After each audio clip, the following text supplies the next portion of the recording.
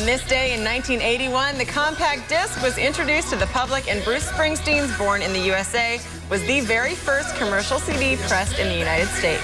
But that doesn't mean it was the first CD you ever bought. You might not have even been alive back then. But it got our man on the edge, Robert Wilder, wondering what was the first compact disc you ever bought. Real quick, just tell me, what's that first CD you ever bought? First CD I ever bought, Beastie Boys.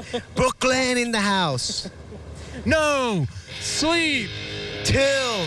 Bum, bum, bum, bum. Brooklyn.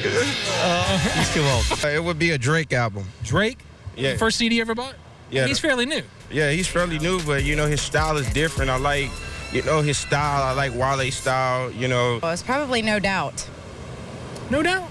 Yeah. Really? Yeah. Yeah. Ain't no hollaback girl.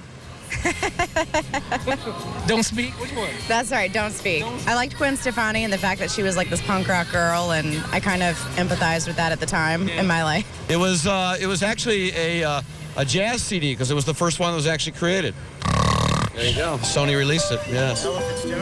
No, it was Oscar Peterson. Sweet. Yeah. Avril Lavigne, Let Go. That's the first CD you ever bought? Yeah. How old are you? 19. Sing me something from that album. I'm staring at the bridge. I'm waiting in the dark.